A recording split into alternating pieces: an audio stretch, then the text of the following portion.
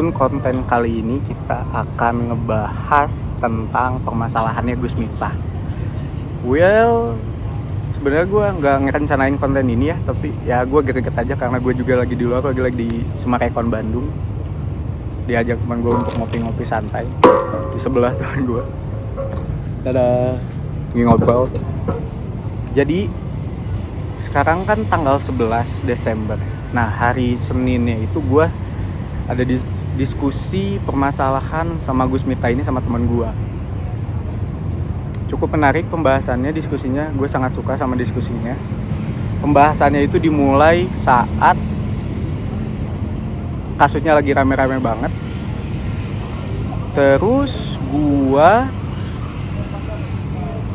diskusi itu dimulai pembahasannya dengan kenapa Gus Miftah tuh bisa jadi serame ini gitu. Jadi teman gue ini ngediskusiin hal yang dilakuin Gus Miftah tuh benar apa salah. Nah, itu sih inti dari pembahasannya. Terus gue sama teman gue ini enggak deh, sebelum ke situ kita stop dulu, kita cerita dulu backgroundnya teman gue. Jadi teman gue ini adalah seorang, waktu SMA-nya adalah pesantren. Nah kan kalau pesantren tuh setahu gue selalu ada pengabdian dan dia juga ikut pengabdian. Nah selama dia pengabdian ini dia selalu ikut ke kajian-kajian Islam yang kayak gitu. Ya datang bareng satu pesantren untuk nonton salah satu ustadz memberikan kajian. Nah dia bilang bahwa hal-hal yang kejadian dengan hal yang rame kemarin itu tuh udah biasa sebenarnya di daerah tersebut.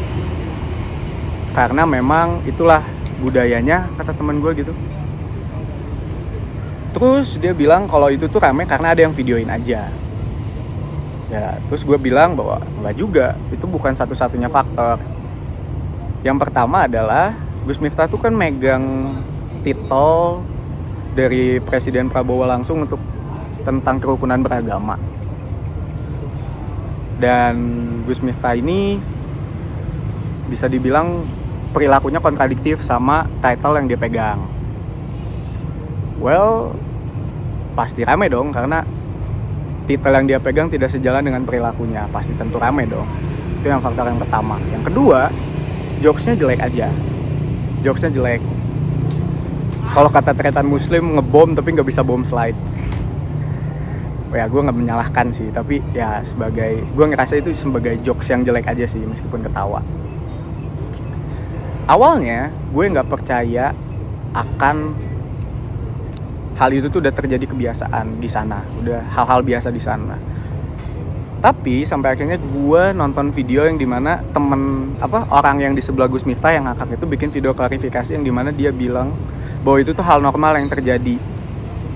Itu udah sering kejadian, rame karena ada yang videoin aja. Itu yang bikin gue percaya. Lanjut ke faktor yang ketiga. Faktor yang ketiga adalah itu ramenya di TikTok, gue bilang.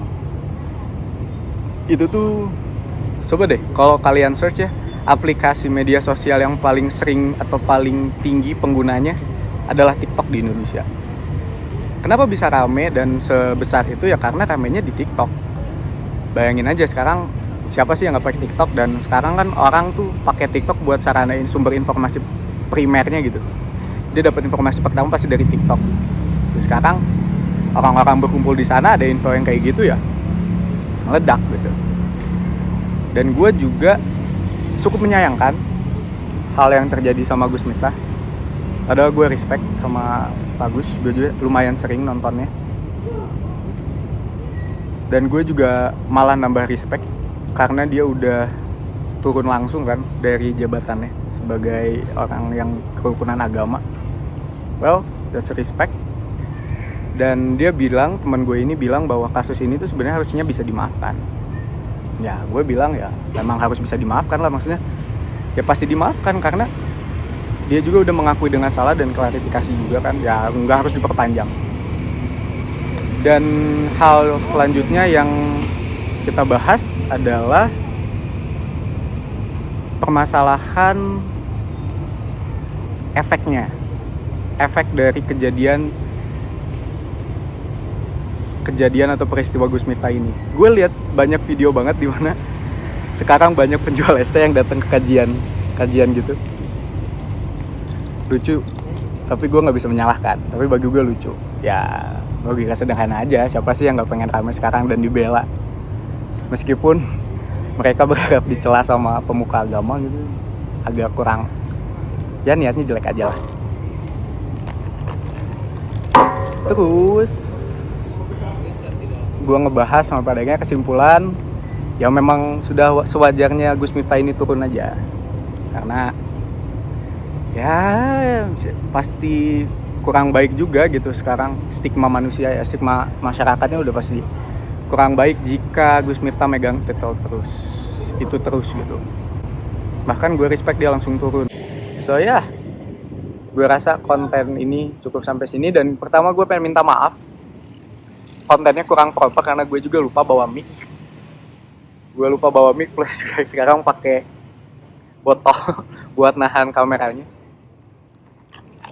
Ya, gue rasa ini sih. Terima kasih semuanya buat yang nonton dan ya, sampai ketemu di konten selanjutnya.